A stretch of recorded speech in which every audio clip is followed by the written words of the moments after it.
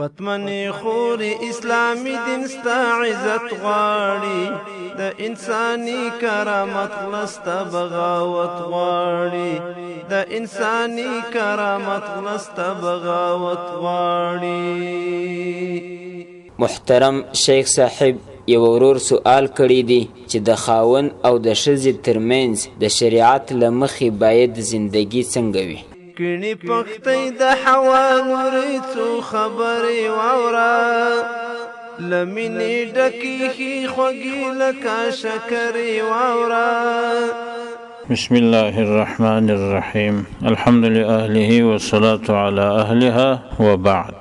د دې سوال په جواب کې باید ووایم چې نکاح په شریعت کې د همدې لپاره مشروع شوی، نکاح په شریعت کې د همدې لپاره راغلی تر څو د خاوند او د ښځې ترمنځ ښه زندګي راشي، دوی په خپل منځ کې ښه ژوند سره ولري، ګزاره سره وکړي او د دې بیا اولادونه راشي. د الله عز وجل حکمت هم په دې نکاح کې دا دی چې د انسان نوع بقا پیدا تر هغه وخت پورې چې د الله پاک اراده وي. نو خاوند او ښځه باید خپل ترمنځ ښه ژوند سره وکړي، دوی باید هر یو هغه بل ته ښه احترام ولري، هر یو باید هغه بل سره ښه اخلاق ولري، هر یو باید دا کوشش وکړي چې د هغه بل زړه خوشحاله وساتي.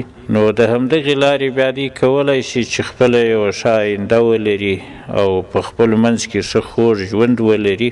شریعت مقدسه د هر یو دپاره حقوق ټاکلي دي، د هر یو دپاره تګلاره ټاکلې ده. ښځه پر خاوند باندې حقوق لري، خاوند پر ښځه باندې حقوق لري. د مثال په ډول د ښځې حقوق، ښځه پر خاوند دا حق لري چې خاوند به سرای ورته پیدا کړي، خاوند به نفقه ور برابري، خاوند به جامه ورکړي عددي د حال سره برابر. او همدا شان خاوندم پر ښځه باندې حقوق لري، هغه دا چې ښځه به د خاوند اطاعت کوي، د خاوند خبرې به مني، د خاوند امر به مني، خو په هغه صورت کې چې په ګناه نه امر کړي. ګناه خو نو زموږ استاسي اسلامي ټولنه کې هر چا ته معلومیږي چې کومه ګناه ده او کوم کار کې ګناه نشته، کوم ښه کار دی او کوم بد کار دی. نو کې د بد کار امر نه و کړي، د ګناه امر یې نه و کړي خاوند، نو په هغه صورت کې به د خاوند اطاعت کیږي، د خاوند نافرماني به نه کیږي. نو که چیرې ښځه د خاوند خبرې نه مني، د خاوند نافرماني کوي، دا بیا لوی ګناه ده، دا بیا لوی جرم دی، پر دې باندې وعید راغلی دی. البته که بیا خاوند داسې بد سړی و چې ښځه یې په ګناه امر کول، په داسې کار یې امر کول چې په هغه کې ګناه وه، نو بیا به ښځه د خپل خاوند دا خبره نه مني. شریعت مقدسه خاوند ته پر ښځه باندې خورا ډېر حقوق ورکړي دي. تاسې د دې یوه حدیث شریف څه تاسې پته ولګوئ چې خاوند څومره حقوق لري. پیغمبر صلی الله علیه وسلم فرمایلی: لو كنت آمرا ان يسجد احد لاحد لامرت المرأة ان تسجد لزوجها. پیغمبر صلی الله علیه وسلم فرمایي وای کما چاته امر کولای چې یو بل چاته د سجده وکړي، د تعظیم سجده، نو به مې ښځې ته امر کړی وای چې خپل خاوند ته سجده وکړي. نو دا ځکه چې د خاوند پر ښځه باندې ډېر حقوق دي، مګر خو اوس د سجدې کولو اجازه نشته، د تعظیم سجده هم نشته. نو یو څوک یو چاته د تعظیم دپاره سجده نشي کولی، نو لہذا نبی علیه السلام وی په سجده کولو زه دا ښځې ته امر نه کوم. نو د خاوند ډېر حقوق دي، نو خاوند به هم د ښځې د حقوقو مراعات کوي او ښځه به د خاوند د حقوقو مراعات کوي. خاوند به په دې هڅه کوي چې دا خپله ښځه خوشحاله وساتي او د ښځې به هم دا کوشش وهڅوي چې خپل خاوند خوشحاله وساتي. دوی باید تر خپل منځ ښه اخلاق ولري، شرعي اخلاق ولري. نو یو باید د هغه بل د ازار ځان وساتي، ازار خو مطلقه ممنوع دی. نو خاوند به ښځې ته ازار نه رسي، بې موجبه بې وهینه ښکنځل به نه ورته کوي، بدې خبرې به نه ورته کوي او ښځه به خاوند ته ازار نه رسي، نه به په لاس ازار ورته رسي، نه به په ژبه ازار ورته رسي. نو که دغسې زندګي وشي نو بیا به دا خاوند و ښځه یو ښه ژوند ولري، خور ژوند به ولري، د خپل ژوند څخه به خوشحاله وي او د اخروي مسؤلیت څخه به هم خلاص وي. او که چیرې داسې وي چې خاوند بې موجبه وهل کوي، ښکنځل کوي، بد اخلاق کوي د خپلې ښځې سره، او یا ښځه بد اخلاقي کوي، د خاوند نافرماني کوي او یا داسې خبرې ورته کوي چې خاوند په زیریږي، خاوند ته ازار په رسیږي، نو دا خو غلط کار دی، دا حرام کار دی، دا ناروا کار دی. نو په دې سره بیا د دوی ترمنځ زندگی خرابیږي، ژوند یې خرابیږي. نو آخر هغه دی چې بیا خبره طلاق ته رسیږي.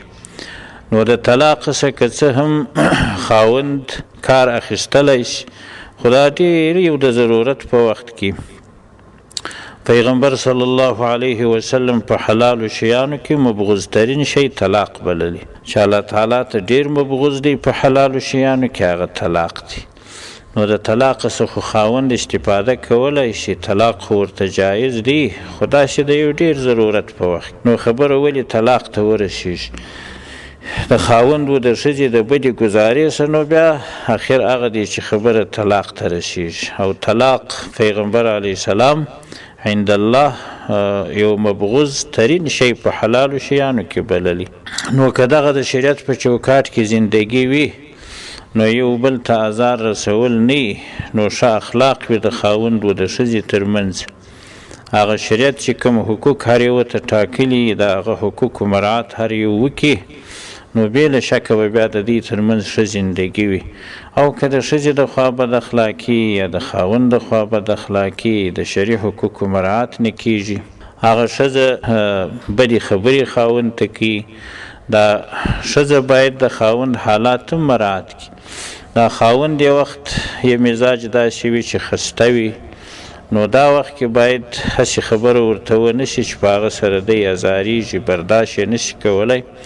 یو خبرې په یو وخت کې خاوند ته وکړي، هلته نه زیریږي، هلته یې دماغ وساوي، برداشت یې کولی شي. نو باید په داسې وخت کې بیا مهمه خبره ورته وکړي. او هغه خبرې چې بیا په داسې وخت کې ورته وکړي چې خاوند خسته وي، په تکلیف وي، ستړی وي، نو په هغه خبره سره ډېر ازار ورسیږي. نو د دې ترمنځ د ښه زندګۍ د جوړولو طریقه یوازینی طریقه هم دغه ده چې دوی د شریعت په چوکاټ کې زندگی سره وکړي، هر یو د بل د حقوقو مراعات وکړي او هر یو د بل د ازارولو، ضرر رسولو څخه ډډه وکړي. نو بیا به دوی ښه خوږه زندگی سره ولري. او که چیرې یو خاوند دوې ښځې لري، درې ښځې لري، څلور ښځې لري، نو دلته یو خو به هغه د خاوند و د ښځې ترمنځ چې کوم حقوق دي شرعي د هغو مراعات به کوي د هرې ښځې سره، ښځه به هم د خاوند مراعات کوي. نو دلته پر خاوند باندې یو بالابود شی هم شته، هغه دا چې دی به عدل کوي، په شپې تېرولو کې به عدل کوي. که یوه شپه د یوې سرې، بله شپه به بیا د بلې سرې، یا بله شپه به د بلې سرې تېري. که یوه شپه نوبت ټاکي، که دوې شپې نوبت ټاکي، که درې شپې نوبت ټاکي، یعنې په شپه تېرولو کې به د دې ښځو ترمنځ فرق نه کوي. په نورو کورني شیانو کې نفقه کې به فرق نه کوي، په جامه کې به فرق نه کوي. همدغسې زندګي بیا ضروري ده د ډېرو ښځو ترمنځ، دا بیا د ډېرو ښځو حقوق دي. نو همدغه سړی چې ډېرې ښځې ولري هغه باید د دې حق مراعات هم وکړي. په ټولو د ژوند په ټولو چارو کې که سړی د شریعت مراعات وکړي، د شرعي حقوقو مراعات وکړي، نو د ډېرو مشکلاتو څخه بیا سړی خلاصېږي. که سړی په دا ټولنه کې وګوري څه ناخوالې چې منځته راځي، څه مشکلات چې منځته راځي، هلته خلکو هغه شرعي چوکاټ نه مراعات کړي، هغه شرعي تګلارې نه مراعات کړي، نو بیا هغه د ډېرو ناخوالو او مشکلاتو سره مخ کېږي. او کچیرې د خاوند او د ښځې ترمنځ کوم مشکل راځي، کومه خبره اختلافي راځي، نو دوی باید د خپل مشکل د تفاهم د لارې حل کړي، سره کښېني، دلایلو ته غوږ ونیسي، خبرو ته غوږ ونیسي، د همدغې لارې دا مشکل حل کړي. او کچیرې دا مشکل نه حل کېدی نو بیا دې داسې وکړي چې هغه خاوند هم د دې ښځې خاوند خپلو قریبانو کې یو منځګړی وټاکي، ښځه دې هم په خپلو قریبانو کې یو منځګړی وټاکي، هغه دې سره کښېني، د دې مشکل دې ورحل کړي، لکه څنګه چې الله عز وجل فرمایلي وإن خفتم شقاق بينهما فابعثوا حكما من أهله وحكما من أهلها إن يريدا إصلاحا يوفق الله بينهما إن الله كان عليما خبيرا. نو الله عز وجل وایي که چیرې تاسې ای حاکمانو بیرېدلاست چې د دې ترمنځ به اختلاف راشي، نو بیا د دې خاوند د قریبانو څخه هم یو حکم وټاکي، د ښځې د قریبانو څخه هم یو حکم وټاکي، یو منځګړی، نو هغه دې د دې ترمنځ روغه جوړه وکړي، فیصله دې وکړي. که چیرې دې د اصلاح اراده درلوده نو الله تعالی به د دې د توافق لاره ور برابره کړي. نو ګورئ الله تعالی د دې خاوند او د ښځې د اصلاح لاره بیان کړي چې د دغې لارې باید د دې ترمنځ اصلاح وشي. نو داسې نه دي فرمایلي چې بس کوم مشکل رالی خاوند یې طلاق ورکړي. نو طلاق هغه آخري حربه ده چې خاوند یې د خپلې ښځې په باره کې کاروي. نو تر طلاق د مخه باید د روغې جوړې هڅه وشي، بیا منځګړي سره وټاکي که دوی خپله نه سوی حل کولی، او هغه آخري حربه چې بیخي هغه یو مخ ګزاره نشي کېدی نو بیا خو طلاق حلال دی، خاوند یې کارولی شي. خو حدیث شریف ما مخکې ووایي چې پیغمبر صلی الله علیه وسلم په حلالو شیانو کې طلاق هغه مبغوض ترین عند الله بللی، د الله په نزد ډېر مبغوض شی حلال شی هم دغه طلاق دی، خو حلال دی. نو باید خبره تر همدغه ځایه ونه رسیږي تر طلاق پورې. نو خاوند او ښځه باید د مشکل د پیدا کېدو په وخت کې د اصلاح هڅه وکړي. والسلام.